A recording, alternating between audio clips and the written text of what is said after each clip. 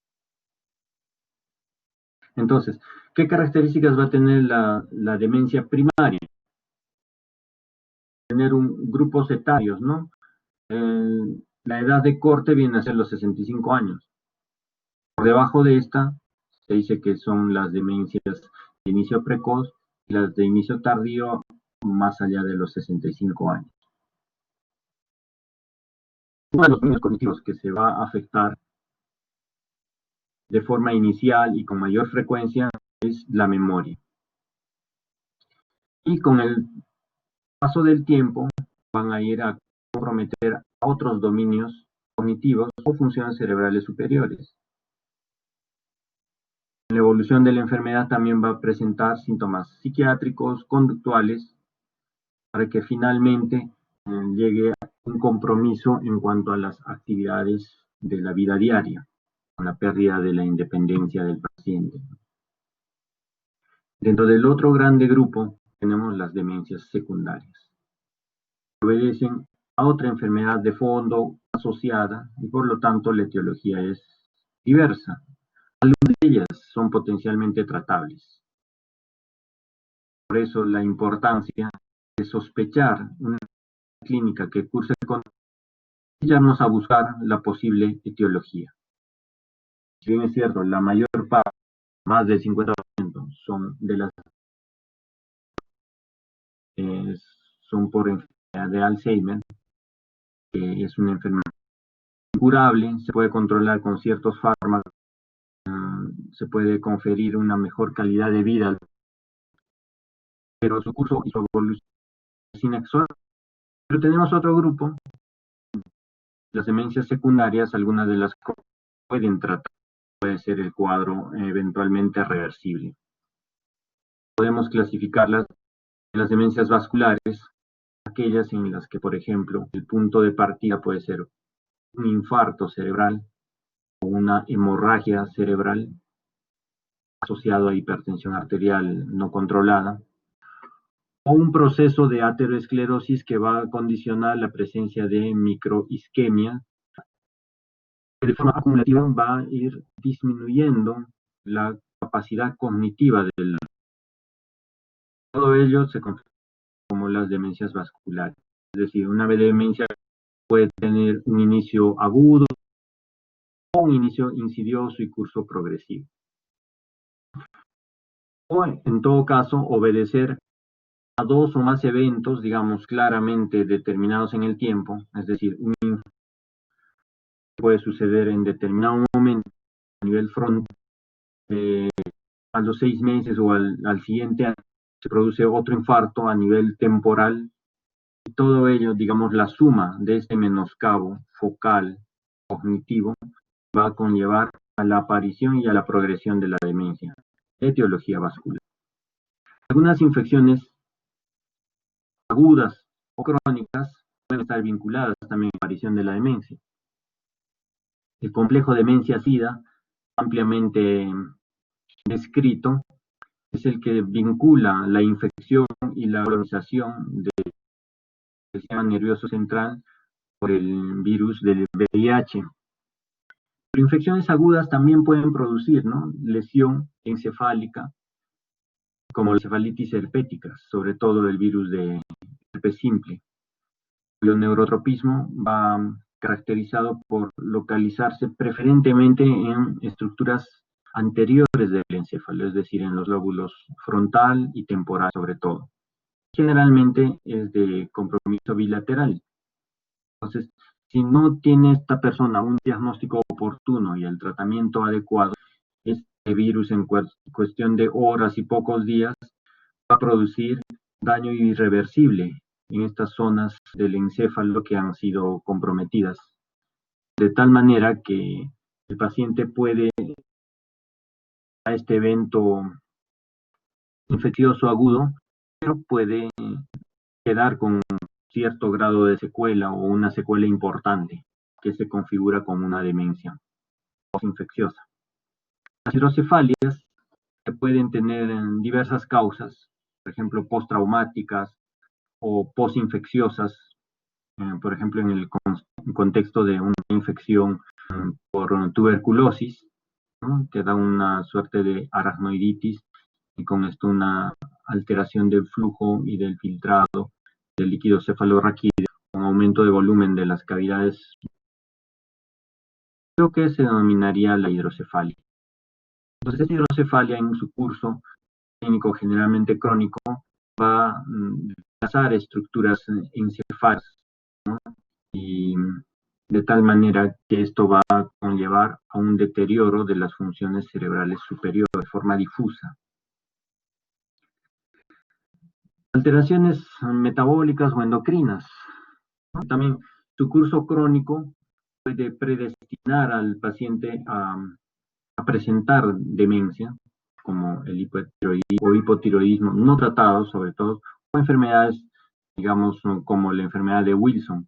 Si no es, digamos, diagnosticada oportunamente, el daño va a ser irreversible, ¿no? Con el acúmulo del cobre en estructuras encefálicas que no solamente van a ser los ganglios basales, sino van a tener una distribución más difusa, comprometiendo estructuras corticales responsables de la cognición. Trastornos carenciales, como deficiencias vitamínicas, por ejemplo, de tiamina, de vitamina B12, etcétera, que van a cursar también con demencia. Cosas traumáticas. Por ejemplo, las hemorragias o las contusiones hemorrágicas a nivel frontal o frontotemporal, igual, a manera de una secuela cicatrizal, la formación de estructuras glióticas, ¿no? De reparación de estas lesiones, va a cursar con deterioro de las funciones cerebrales también. Esclerosis múltiple, que no solamente compromete sustancia blanca, sino también se han encontrado placas desmielinizantes o estas placas inflamatorias también de distribución cortical. Y sabemos que el curso clínico es variable, ¿no? Hay episodios de remisión y también de recurrencia, de ahí que la clasificación de la esclerosis múltiple se da en varios tipos, ¿no? El hecho es de que el acúmulo de estas placas, que no necesariamente van a tener remisiones, sino puede tratarse de, por ejemplo, una esclerosis múltiple primaria progresiva, que van acumulando las lesiones desmielinizantes y estas pueden cesar, digamos, transitoriamente el efecto inflamatorio, pero el daño ya quedó, ¿no? Dando una secuela a distintos niveles del cerebro y compromete algunas estructuras corticales o subcorticales, sobre todo frontales, temporales, va a cursar también con deterioro cognitivo. Tóxicos, por ejemplo, el consumo crónico de alcohol, cocaína o intoxicaciones agudas por ejemplo, metanol, etilenglicol. Estos últimos van a ir a producir como una complicación aguda necrosis de ciertas estructuras encefálicas, ¿no? Tanto corticales como subcorticales, incluso a nivel. Esta es una causa también descrita de las demencias secundarias. En el primer grupo de las demencias vasculares, generalmente hay de por medio por lo menos un factor de riesgo cardiovascular, ¿no? Uno de los más comunes, la hipertensión arterial crónica. Y es común esta hipertensión en estos pacientes que desarrollan este tipo de demencia sea mal controlada o con un tratamiento irregular. Esto muchas veces está asociada a la edad, de riesgo no modificable. Entonces, va a tener distribuciones corticales, subcorticales o periventriculares, como el caso de la enfermedad de Bieswanger, que va a ser, digamos, coexistencia de lesiones periventriculares o una sustancia blanca profunda de tipo gliosis, ¿no? Que revelan una enfermedad ateroesclerótica de pequeños vasos. Esto asociado a demencia se configuraría como la enfermedad de Bieswanger. Si estas lesiones vasculares van a tener su asiento a nivel del tálamo, sobre todo a nivel bilateral, sino también va a cursar con la demencia talámica, por sus conexiones, ¿no? Tálamo-corticales que van a ser inhibidas o comprometidas.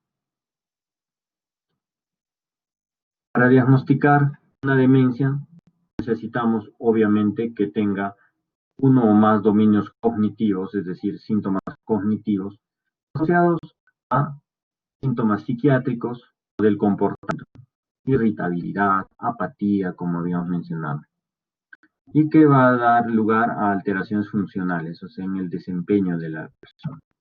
¿Cómo vamos a diagnosticar? Vamos a ir describiendo ciertos dominios cognitivos. Como habíamos mencionado anteriormente, la amnesia viene a ser la alteración de la memoria, pérdida o menoscabo de la memoria. A un principio, la memoria reciente que más se compromete, ¿no? Para posteriormente, en el curso de la evolución de una demencia, comprometer ya también a la memoria remota.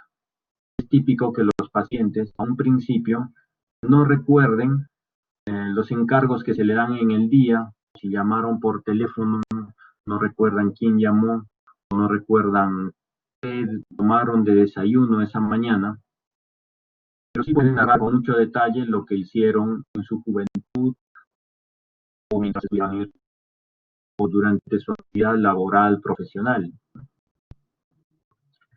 por lo que tienen dificultad para retener información nueva. Ahora, trastornos del lenguaje también suelen presentarse. Al principio pueden tener algunas fallas, ¿no? Como para denominar ciertas cosas, ¿no? Se olvidan cómo se llama o cómo se denomina determinado objeto, pueden tener algunas fallas en el nombre de personas conocidas sobre todo. Y posteriormente, con el progreso de la enfermedad, van a presentar alteraciones, digamos, de la construcción gramatical, incluso lo que se conoce como agramatismo. En estadios ya muy avanzados de una demencia, si es que describimos a la afasia, podemos llegar al mutismo, es decir, no se comunica, tiene una muy pobre fluencia verbal, con una comprensión muy comprometida. Cuando nos referimos a otra función cerebral superior, que tiene que ver con la ejecución de ciertas actividades previamente aprendidas, y si estas ya tienen un deterioro, nos estamos refiriendo a la apraxia. Por ejemplo, referido al manejo de objetos habituales, ¿no? Como el control remoto o la cocina o el microondas. Entonces estas personas van a tener serias dificultades como para manejar estos objetos que en realidad resultarían habituales para cualquiera de nosotros. Y también cuando evaluamos en la consulta a estos pacientes podemos hacer que evoque en base a su pensamiento abstracto, hagan de cuenta, por ejemplo, que sacan, si es una señora, una mujer, que saque de la cartera, que haga de cuenta que de la cartera su peine y su espejo y haga de cuenta que se va a peinar o se va a arreglar el cabello. Entonces, esa secuencia de actos motores sin presencia necesariamente del objeto, ¿no? Se le demanda para que ejecute la persona, ¿no? En medio de un... Si no puede realizar esa secuencia de actividades que obviamente las ha aprendido a lo largo de... se configuraría como una apraxia ideomotora, por ejemplo. La incapacidad o dificultad para reconocer algunos objetos y hasta personas o situaciones, la propia enfermedad del paciente se denomina la agnosia, ¿no? Entonces, esta dificultad para reconocer, por ejemplo, objetos con el tacto, astereognosia, para reconocer rostros, por ejemplo, de personas conocidas, familiares, ¿no? La prosopagnosia. Entonces puede haber agnosias auditivas, olfatorias, ¿no? Ya no pueden reconocer de repente a través del olfato cierto aroma de algún alimento, etcétera. Entonces eso va a dificultar también su desempeño en su vida cotidiana. Algunas funciones ejecutivas también, ¿no? Refiriéndose a los lóbulos frontales, ¿no? Para ordenar la secuencia de actos que llevan a la elección. Es lo que está vinculado con la praxia también, ¿no? Estas capacidades ejecutivas, estas funciones ejecutivas nos van a hacer desempeñar en cualquiera de nuestras labores, ¿no? En el trabajo, en la casa, etcétera. En cuanto a la orientación, lo primero que se pierde es la orientación temporal, luego la orientación espacial y finalmente la orientación en persona, en ese orden cronológico. También pueden comprometer la atención, de hecho que viene a ser un rasgo que va a estar compartido con el delirium o el síndrome confusional, es un diagnóstico diferencial. Entonces la incapacidad o la dificultad para mantener la atención, que se denomina aproxexia, también va a estar presente en pacientes con demencia. Y esto puede conllevar a mayor dificultad en cuanto a la evaluación de los mismos. En las personas que tienen un nivel de instrucción, por lo menos primaria, ¿no? Ya sea incompleta, la que le va a permitir, por ejemplo, realizar operaciones aritméticas desde las más básicas, elementales, ¿no? Para hacer, digamos, compras, por ejemplo. Entonces podemos evaluar de esa manera el cálculo de los pacientes. Pero no podríamos evaluar este rasgo en los pacientes iletrados, ¿no? En los analfabetos. Incluso los instrumentos de evaluación cognitiva, digamos, como que se adaptan, ¿no? Al nivel de instrucción de los pacientes como para poder tener mejor precisión o rendimiento de la prueba. Algunos síntomas asociados, digamos, neuropsiquiátricos, van a describirse con relativa frecuencia. En primer lugar tenemos la depresión, que es muy común en los pacientes que tienen demencia. A veces, inclusive la depresión puede preceder a los síntomas cognitivos, de ahí que puede causar confusión, ¿no? Por eso que en algún momento se acuñó el término de la pseudodemencia, aquella declinación cognitiva producto de una depresión crónica.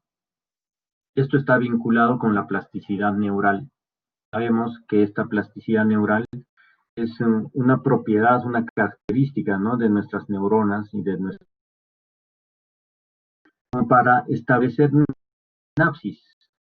Con ello se producen nuevos aprendizajes, digamos esto en términos generales. Esta plasticidad la tenemos que nacemos hasta nuestros últimos días. Ahora, si bien es cierto que en las personas, digamos, de grupos etarios menores, los niños, adolescentes, jóvenes, tienen plasticidad neural, los ancianos también presentan características, solo que disminuida. Tienen menos capacidad de neuroplasticidad. Entonces, la depresión crónica, como que una característica en su cronicidad, en producir reacciones emocionales que se traducen como un estrés en el paciente, un estrés crónico. Este va a conllevar a la liberación, digamos, anómala, indiscriminada, sin control, de glucocorticoides. Estos glucocorticoides tienen un efecto deleterio sobre el disminuyendo la neuroplasticidad, específicamente a estos niveles. Entonces, una persona con depresión crónica puede cursar con deterioro de la memoria, y de hecho que es un rasgo común, ¿no? Personas jóvenes que tienen depresión aquejan problemas de memoria, precisamente por bajo este efecto. Ahora, eso puede confundir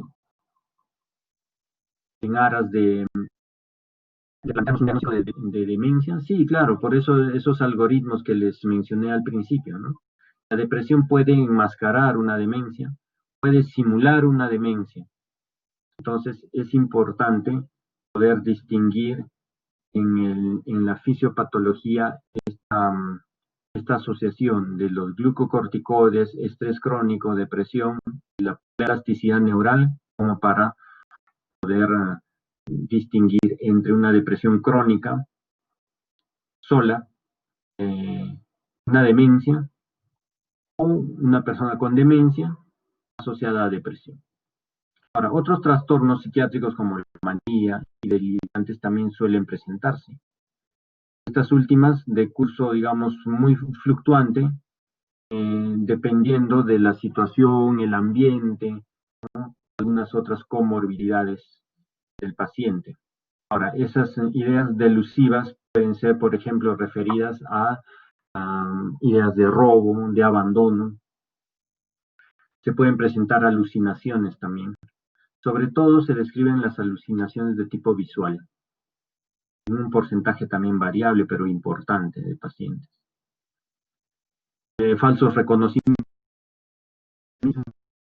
presencia de, por ejemplo, de extraños, considerar real lo que se ve en la televisión, ¿no? Hay fenómenos de despersonalización, desrealización, ¿no? Descritos en psiquiatría.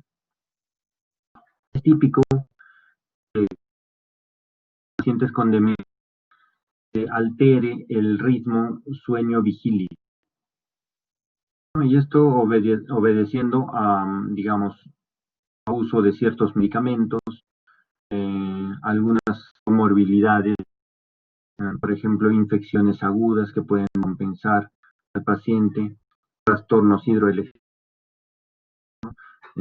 cirugías a las que hacer son, ¿no? Entonces, trastornos del ritmo circadiano, sueño, se van a manifestar de tal manera que de día pueden estar somnolentos o durmiendo en muchas horas y de noche pues presentan el insomnio. Entonces está descrito para cualquier entidad neurodegenerativa restablecer el sueño fisiológico, es decir, hacer que este paciente duerma de noche y de día esté lo más activo posible.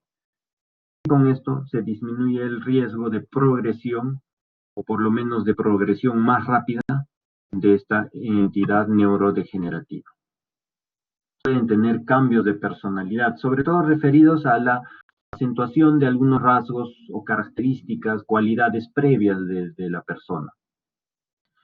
Algunos trastornos de comportamiento, como por ejemplo el vagabundeo, ¿no? Conductas erráticas, incluso trastornos de comportamiento sexual pueden tener erotomanía, ¿no? Desinhibición, pueden tener comportamientos repetitivos, ¿no? Empiezan a ordenar, por ejemplo, libros o algunos objetos en la sala o en la cocina y lo hacen de forma reiterativa durante el día, ¿no? Como si el momento en el que están arreglando fuese la primera vez que lo están haciendo. Sin embargo, ya van en la quinta o sexta durante el día. Esas conductas repetitivas.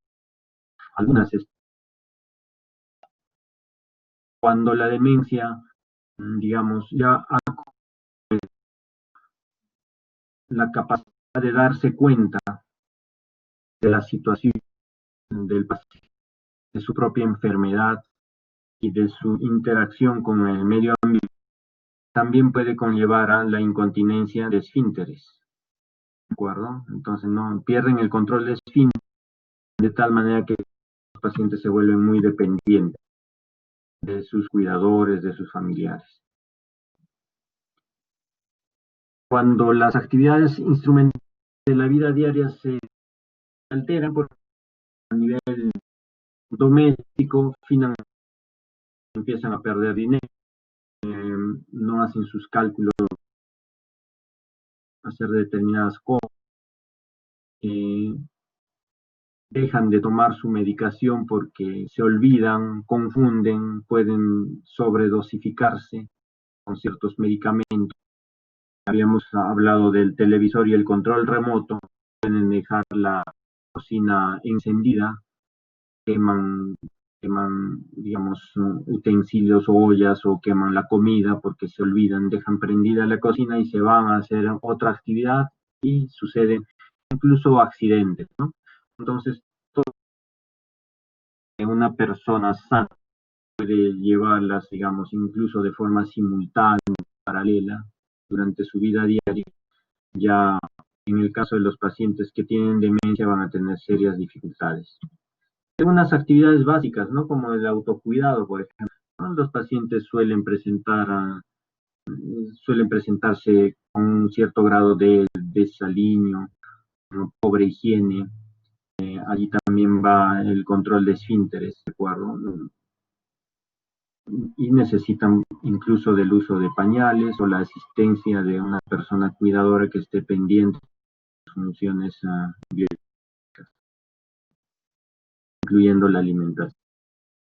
Para plantearnos el diagnóstico hay que recabar mucha información, se basa en la anamnesis, sobre todo viendo los antecedentes, ¿no? Una comorbilidad, pues, patológicos o situaciones mórbidas predisponentes para esta presentación clínica, que estos datos pueden obtenerse del propio paciente en algunos casos o sobre todo de su entorno familiar más cercano. También nuestra historia va a estar basada en la exploración física porque hay que determinar que no solo sea una demencia la que estamos evaluando, sino también puede tener algún trastorno del movimiento como en las demencias plus, ¿no? Entonces la exploración física nos va a revelar muchos de estos datos. Ahora, para precisar el tipo de demencia y los dominios cognitivos que estén comprometidos, y digamos esta evaluación sea el punto de partida para posteriores seguimientos, controles, ¿no? Incluso la planificación de la rehabilitación neuropsicológica, tenemos que realizar una exploración neuropsicológica aplicándole algunos instrumentos, ¿no? Como por ejemplo el Mini Mental State, ¿no? Que es un examen breve del estado mental, ¿no? La escala de Moca, por ejemplo, ¿no? Para ver disfunciones ejecutivas, es del reloj, ¿no? Y otros instrumentos más grandes que pueden ser aplicados ya en una consulta especializada neuropsicológica. Para valorar también los diferentes grados de discapacidad, existen, por ejemplo, el índice de Bartel, el CATS, algún cuestionario de las actividades instrumentales de la vida diaria. También hay cuestionarios de las actividades básicas de vida diaria. Esto para marcar, digamos, una puntuación que sea un punto de partida para posteriores controles y seguimiento del paciente. Este es el test de Moca, por ejemplo, que valora funciones ejecutivas esencialmente, ¿no? El lóbulo frontal, ¿no? Para ver, ¿no? La capacidad visoespacial, la identificación de figuras, pero que amerita adaptar a nuestra realidad, ¿no? Ustedes notarán que acá hay animales de otro lugar, ¿no?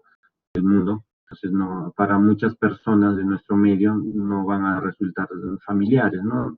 Y la ausencia de reconocimiento de estas figuras nos daría, digamos, un falso positivo en este caso, ¿no? Hay algunas escalas que amerita validarlas en nuestro medio. Sin embargo, suelen aplicarse, ¿no? En el Instituto de Ciencias Neurológicas se utiliza la escala de Moca también, es esta. Ahora, como habíamos mencionado, puede resultar la depresión como una entidad que enmascare la demencia, entonces tenemos que recurrir a la escala de Hamilton como para diagnosticar en este paciente la coexistencia de la demencia. Obviamente la entrevista familiar va a ser muy importante porque en los casos avanzados pues nos vamos a remitir a examinar directamente al paciente, pero toda la anamnesis va a tener que ser realizada al entorno del. Ahora, para descartar asociaciones con algunas otras entidades o comorbilidades o demencias secundarias, tenemos que hacer una analítica básica y también dirigida escuchando, ¿no? Demencias, por ejemplo, carenciales, infecciones crónicas, exposición a tóxicos, ¿no? Incluyendo tóxicos ocupacionales, etc. Ahora, las neuroimágenes nos van a ayudar, sí, para confirmar nuestras sospechas diagnósticas, en todo caso para orientar nuestro diagnóstico hacia otras etiologías, ¿no?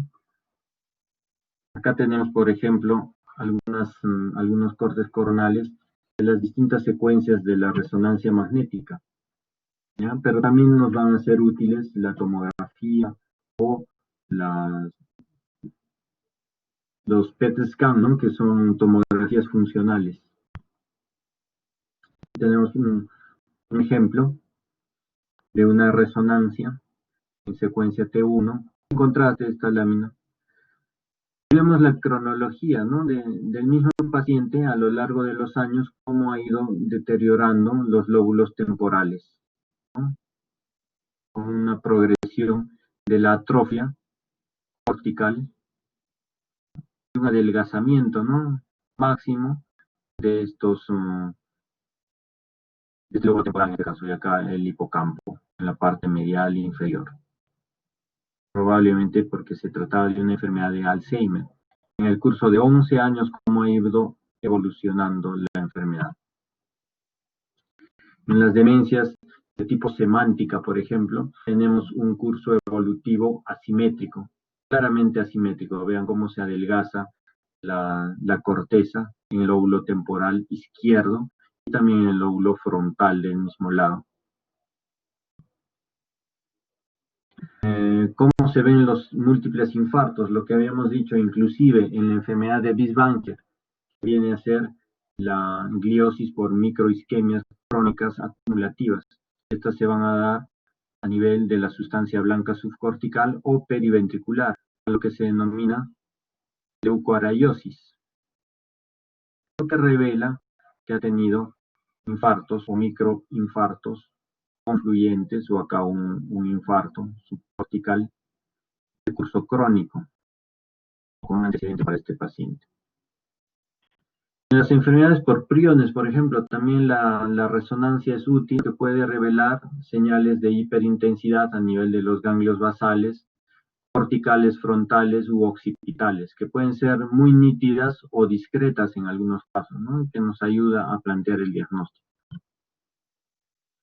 En las tomografías con emisión de positrones, que vienen a ser neuroimágenes funcionales, también vemos, ¿no? Cómo es la captación, ¿no? De los isótopos, estos marcados, en un cerebro normal, y a medida que hay un deterioro cognitivo leve, y en la enfermedad de Alzheimer ya obviamente avanzada, la captación es muy deficiente a nivel de estructuras centrales. Diagnóstico diferencial, como habíamos mencionado en los criterios diagnósticos del DSM-5, 1, deterioro cognitivo leve. No va a dar mayor impacto en las actividades o en las labores cotidianas de la persona, pero puede ser un punto de vista para que más adelante pueda desarrollar una demencia. Entonces, tenemos que ver factores predisponentes, factores de riesgo para ir controlándolos y evitar su progresión a la demencia. También habíamos mencionado la depresión o algunos trastornos bipolares, ¿no? Antes se denominaban trastorno maníaco depresivo. Otras alteraciones psiquiátricas también, porque recuerden que la demencia puede cursar con alteraciones del estado de ánimo, irritabilidad, etc. Entonces, trastornos del comportamiento inclusive, ¿no? El control de impulsos. Entonces, de ahí que también en diagnóstico diferencial es válido plantearnos estas entidades. El delirium o síndrome confusional agudo, ¿no? Si es que este síndrome confusional agudo persiste a través del tiempo, por ejemplo, en un anciano que ha sido sometido a una cirugía, esta cirugía se complicó, ha tenido que ser reintervenido, por lo tanto su estancia hospitalaria es prolongada, puede seguir siendo un síndrome confusional agudo, pero con una estancia prolongada. Entonces puede confundir con la presentación, la presencia de una demencia. Por ejemplo, la psicosis de Korsakoff, cognitivos asociado a pobre ingesta alimentaria. Generalmente esto se ha descrito en personas con alcoholismo crónico y deficiencia de tiamina. Algunas convulsiones parciales, abuso, digamos, no reconocido de algunas drogas o inclusive el alcohol y algunos efectos adversos de medicación, ¿no? Medicación anticonvulsivante, benzodiazepinas de uso prolongado, etc. ¿Qué situaciones deberían llamarnos la atención? Como signos de alerta, ¿no? El inicio en etapas más tempranas de lo habitual, menores de 65 años, ¿de acuerdo? Sobre todo no hay una agregación familiar, ¿no? Sobre todo para referirnos a las demencias frontotemporales o la enfermedad de Alzheimer.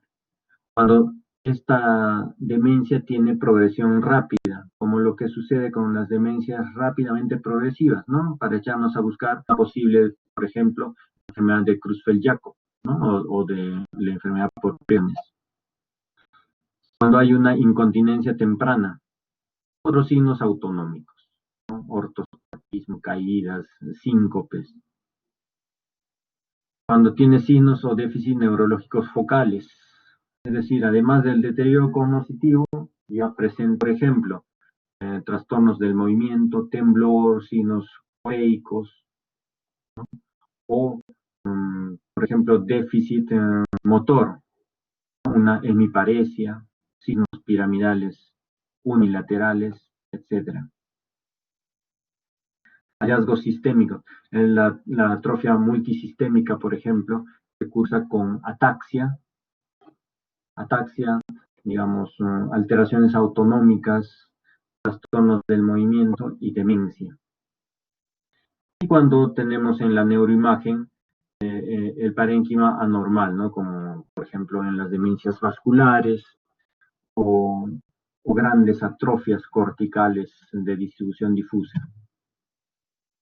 En el abordaje terapéutico debemos considerar no solamente los medicamentos, sino algunas medidas generales que van a estar orientadas al apoyo familiar o al apoyo de su entorno próximo al paciente. Con el tratamiento de la demencia, lo que vamos a buscar no necesariamente es revertir la demencia o su curso clínico, ¿no? Porque la mayoría de las demencias van a tener un curso inexorable, ¿no? Irreversible. Pero sí podemos mejorar en cierta forma o parcialmente la función cognitiva, por un lado, la conducta, los trastornos conductuales, ¿no? Dentro de los trastornos neuropsiquiátricos, y con ello mejorar las actividades de la vida diaria, ¿no? Teniendo un impacto positivo sobre la calidad de vida del paciente. Ahora, cuando se trata de demencia secundaria, y si es potencialmente curable o tratable, entonces hay que ir orientando nuestro tratamiento a su etiología. Existen fármacos, los fármacos no trópicos, ¿no? Aquellas que en algún momento han sido denominadas drogas inteligentes, ¿no? Entonces, para eventualmente mejorar los síntomas cognitivos, como el piracetán, L-acetilcarnitina, etcétera, etcétera. Entonces, eso no tienen nivel de evidencia en realidad, pero en base a sus estudios y su fundamento teórico, podría ser de utilidad en algunos casos muy puntuales. El hecho es de que en la enfermedad de Alzheimer, una de las demencias, digamos, más estudiadas y en las que se tienen mejores niveles de evidencia de fármacos que van a mejorar la transmisión de estos neurotransmisores, la biodisponibilidad de estos transmisores, tenemos, por ejemplo, los inhibidores de la colinesterasa, ¿no? Donepezilo, ribastigmina en diferentes presentaciones, oral, en parche, la tractina también. Ahora, los síntomas psiquiátricos también son pasibles de tratamiento, de hecho que deberían recibir estos pacientes, ¿no? Cuando tienen alteraciones del humor, irritabilidad o hasta agresividad, conductas impulsivas, usaremos los neurolépticos. Si cursa con síntomas depresivos, sobre todo depresión mayor o de larga data, usaremos antidepresivos.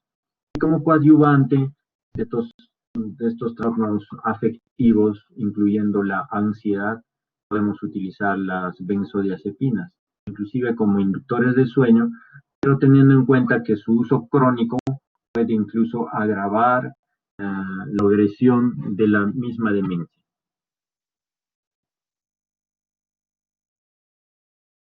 Tenemos algunos ejemplos, ¿no?, de los medicamentos que pueden ser utilizados en las demencias, sobre todo en la enfermedad de Alzheimer, en la que se ha demostrado que sí tienen cierto beneficio. Los inhibidores de la colinesterasa, la ribastigmina o la galantamina, con las dosis que están, digamos, observando, ¿no?, dosis iniciales y luego las dosis de mantenimiento, para favorecer, digamos, la existencia o la liberación de la acetilcolina en estos espacios sinápticos en los cuales los receptores han sido internalizados de manera anómala, inducidos por este beta amiloide y en su fisiopatología del Alzheimer. Y por otro lado, cuando hay compromiso de los receptores NMDA del glutamato, lo mismo, pero bajo otro mecanismo de acción. En este caso estamos describiendo la mimantina, que va a ir a favorecer o a estimular estos receptores NMDA del glutamato, que es el neurotransmisor por excelencia excitatorio del sistema nervioso central. Algunas drogas neurolépticas que las habíamos mencionado y la finalidad de las mismas. Aquí tenemos algunas dosis, ¿no? Teniendo en cuenta que podemos usar la risperidona, ¿no?, con precaución en aquellas personas que ya tienen síntomas extrapiramidales o de parkinsonismo, o en el contexto de una demencia plus, ¿no?, hay que escoger medicamentos que tengan menos, digamos, trastornos extrapiramidales. El haloperidol es uno de los que tiene mayor riesgo, inclusive de forma grave puede presentar el síndrome maligno. En personas de edad avanzada hay que con su uso. Algunos estabilizadores del estado de ánimo, como el valproato o divalproato, la carbamazepina, también pueden ser utilizadas. Y como antidepresivos tenemos estos, digamos, los más modernos, que vienen a ser los ISRS, ¿no?, los inhibidores de serotonina, ¿no?, el escitalopram, comúnmente utilizado, sertralina, que es más accesible, digamos, en hospitales del Ministerio de Salud, que también es de mucha utilidad, y por ser, digamos, el tratamiento en base a monodosis, es de fácil cumplimiento por parte del paciente. Igual, teniendo en cuenta lo que habíamos mencionado, ¿no?, algunos neurolépticos que tienen un potencial de producir efectos extrapiramidales, el haloperidol, parkinsonismo, ¿no?, estos neurolépticos atípicos, la risperidona, puede también producir parkinsonismo, pero también puede cursar con hipotensión ortostática, ¿no? Incremento en el peso en el caso de la olanzapina. Recuerden que las benzodiazepinas pueden exacerbar incluso un delirium o un síndrome confusional agudo, ¿no?, da mayor letargia.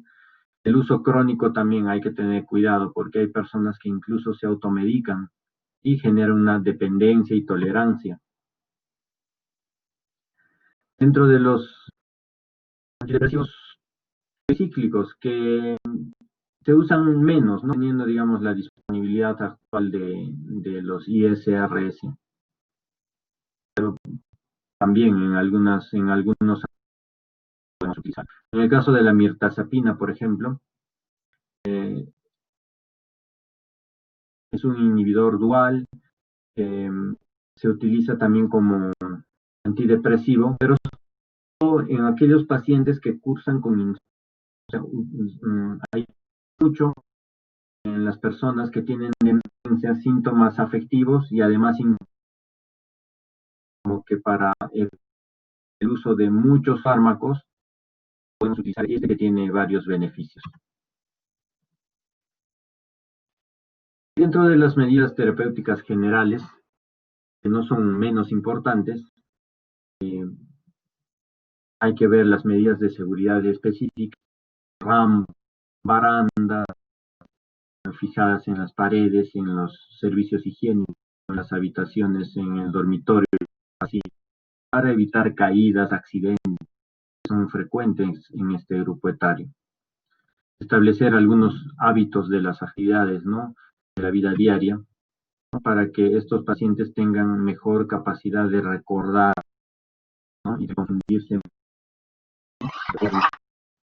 la información o la fijación en la memoria alterada. Entonces, la memoria reciente o de fijación va a tener, digamos, un impacto en esta vida diaria del paciente.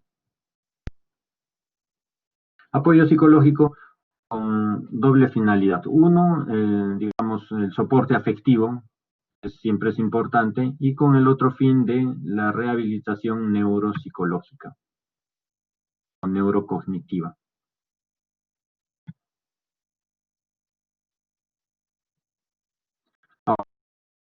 Hay que tratar los factores de riesgo asociados, ¿no? Habíamos mencionado incluso el compromiso auditivo y favorecer el uso de audífonos, ¿no?, que va a mejorar la situación incluso anímica del paciente, y esto tener un gran impacto en su recuperación. Acá algunos factores que pueden predisponer, y vean, digamos, son los factores que están vinculados como predisposición de la demencia en general, ¿no? Entonces, riesgos poco conocidos o desconocidos, más o menos 60%, pero vean, los potencialmente modificables, que en suma más o menos van al 40%, que es casi la mitad de todos los factores de riesgo. Dentro de ellos, los que destacan son, por ejemplo, pobre educación, ¿no?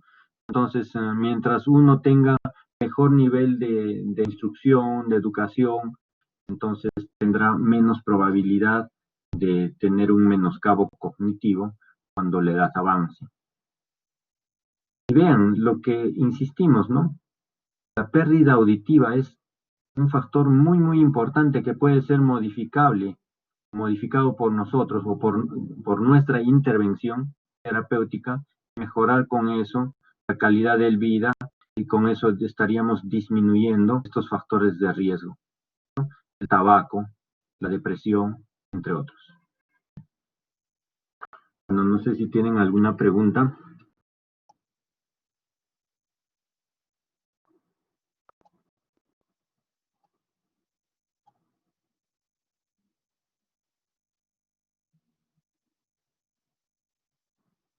A ver, Ilan.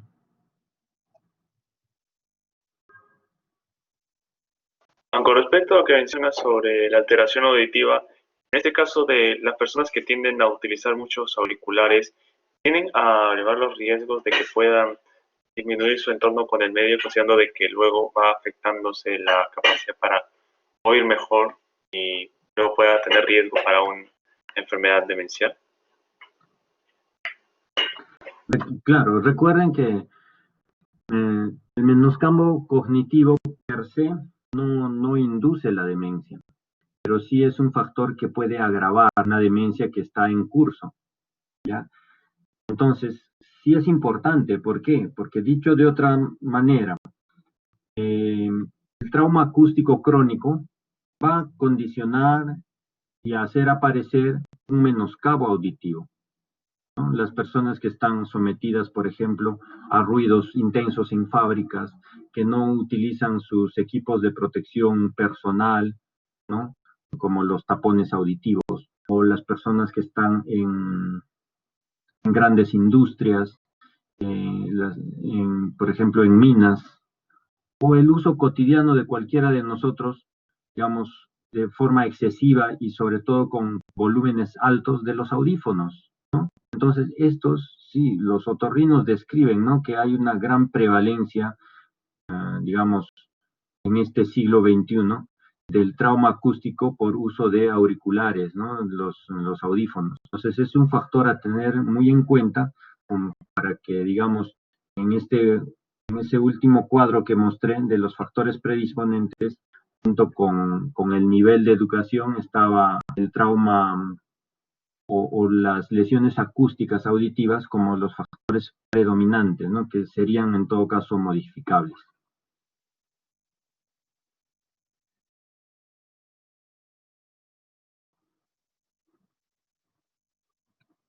¿Alguna otra pregunta?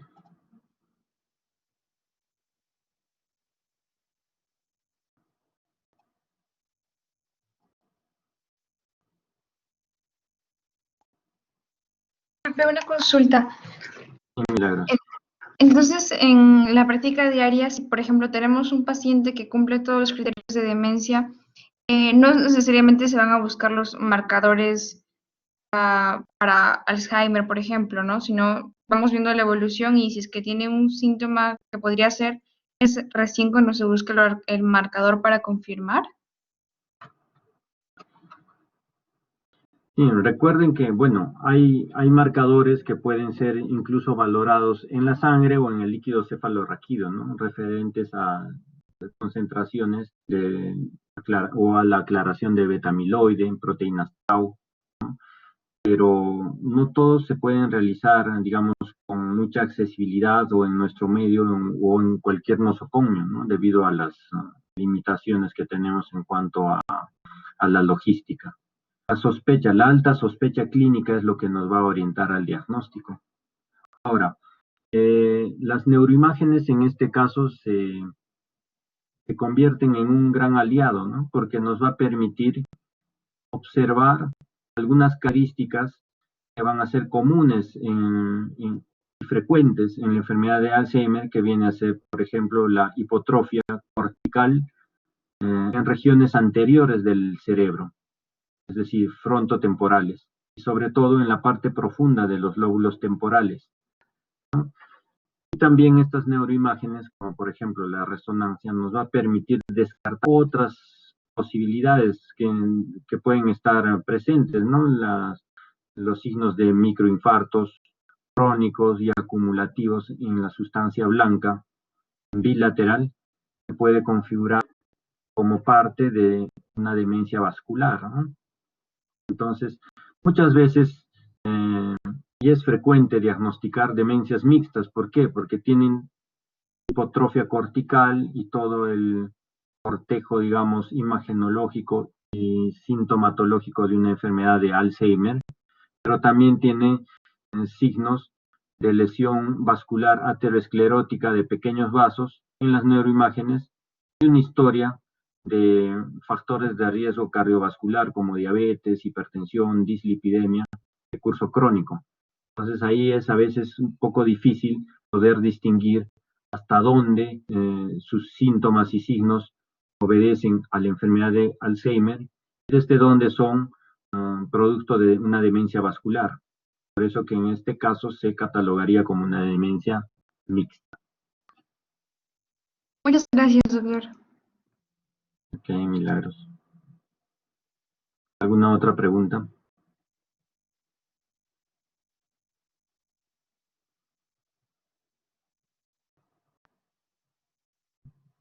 Ilan Vargas, adelante. En el caso de personas jóvenes en las que presenten signos de posible demencia, ¿cuál sería la mejor manera para proceder en el caso de ellos? Por favor, ¿podrías repetir? Te escuché entrecortado. Que en personas jóvenes que tengan signos y síntomas para un posible riesgo de demencia a futuro, ¿cuál sería la mejor manera de proceder con ellos? Ya, a ver, te repregunto, personas jóvenes, más o menos, ¿hasta qué grupo etario te refieres? Por ejemplo, había una que mencionó que era la causa primaria progresiva, que se menciona que en personas jóvenes puede llegar a ser como de los 40, puede empezar a presentarse, uno raramente hasta los 35. Ya, correcto, ya. Entonces, si nos referimos a personas de más o menos 30, 40 años, ya sospechamos que podría tener algún menoscabo cognitivo, lo que corresponde es, uno, ver todos los factores de riesgo que hemos mencionado ahora en la clase, ¿no? Si es que existen, ¿no? Problemas metabólicos como diabetes, de repente tiene ya historia de hipertensión arterial, dislipidemias, tendríamos que hacer un análisis dentro de su analítica, por ejemplo, dosar hormonas tiroideas para ver que no tenga hipotiroidismo. Eventualmente, si es que el paciente, por ejemplo, es vegetariano, hay que dosar vitamina B12, ¿no? Entre otras vitaminas. Hay que descartar procesos infecciosos crónicos, ¿no? No solamente el VIH, sino también hay que descartar la neurosífilis. Recuerden que la sífilis antiguamente se describía, ¿no? Como la sífilis terciaria, en la que va a involucrar el sistema nervioso y por lo tanto se presenta a través dorsal. Esta sífilis terciaria cronológicamente correspondía a una evolución de 10, 20 hasta 30 años, ¿no? A partir de la primera infección. Pero ahora ese concepto ha cambiado, porque la neurosífilis, digamos, puede evolucionar e involucrar al sistema nervioso tan pronto como a la tercera semana luego de la primera infección. Entonces ya puede llegar al sistema nervioso esta bacteria. Entonces es, digamos, mandatorio dentro de toda la analítica también descartar neurosífilis como una causa secundaria, ¿no? de demencia. Ahora, hay que enfocar de forma individual también al paciente de esa edad, porque veremos también qué nivel de instrucción tiene. No va a tener el mismo curso necesariamente una demencia en una persona de esa edad que no tenga instrucción, que sea iletrado o que tenga primaria incompleta. Será diferente el enfoque, ¿no? Y la investigación también que se haga al respecto en un paciente que por lo demás es, por ejemplo, abogado, diplomático, de la misma edad, ¿no? Entonces, la reserva cognitiva es muy importante como para poder nosotros ver y planificar qué podemos hacer por el paciente. Ahora, en personas jóvenes también es fundamental descartar depresión, síntomas depresivos. Sobre todo, incluso en este grupo etario hay que ser más exhaustivos al respecto, porque, como habíamos dicho, no es común a esa edad alguna declinación cognitiva nos lleve a la sospecha de demencia. Lo común es que esta declinación cognitiva obedezca a otros trastornos afectivos crónicos como la depresión o síntomas ansioso-depresivos. Entonces también por este paciente joven tenemos que investigar, digamos, incluso derivando al especialista que puede ser el neuropsicólogo para que le haga sus pruebas, los tests, o directamente a psiquiatría para descartar y tratar una posible demencia, perdón, una posible depresión. ¿De acuerdo?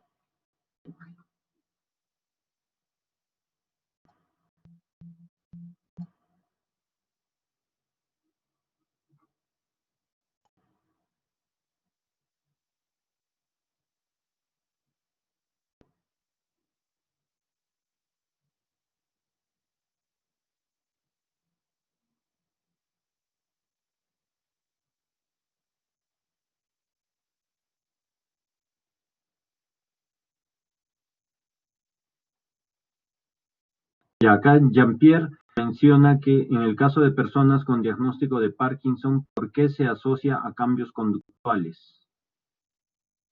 Ya, bueno, de por sí la demencia en el curso digamos, de su evolución se asocia a trastornos conductuales en general.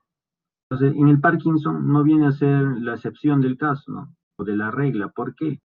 Porque, como habíamos mencionado, como parte de las demencias plus, la demencia por cuerpos de Lewy, también en este grupo estaba la enfermedad de Parkinson. Una característica, digamos, resaltante entre estas dos demencias es que en la enfermedad de Parkinson, uno de los primeros síntomas viene a ser los síntomas, digamos, no motores. Puede ser la hiposmia, trastornos del sueño, trastornos depresivos inclusive, y que cuando se presentan los síntomas motores, ¿no?, como el temblor, bradicinesia, ¿no?, puede iniciarse ya un menoscabo cognitivo, pero no va a tener, digamos, impacto en la vida diaria del paciente. Cuando los síntomas motores ya han tenido un avance moderado en el tiempo y en su intensidad también, entonces allí es donde este menoscabo cognitivo se va a hacer mucho más manifiesto. Por lo tanto, la demencia en la enfermedad de Parkinson se presenta de forma tardía, cuando la enfermedad de Parkinson ya ha avanzado. Digamos, esa es la cronología habitual. En la demencia por cuerpos de Lewy sucede lo contrario, ¿no? Primero aparecen los síntomas demenciales y cuando estos avanzan en el tiempo, recién aparecen los síntomas de parkinsonismo. Entonces, como cualquier otro tipo de demencia, también en su curso evolutivo va a presentar alteraciones conductuales, ¿no?, o alteraciones neuropsiquiátricas.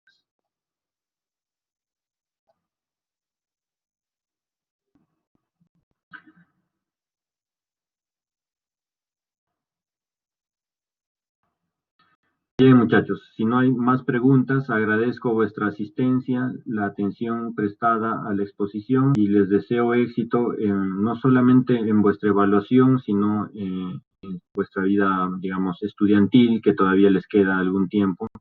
Más adelante nos encontraremos ya como colegas. Quién sabe si alguno o varios de ustedes va a ser residente de neurología y será bienvenido y nos encontraremos en el camino. Mucha suerte y buenas tardes.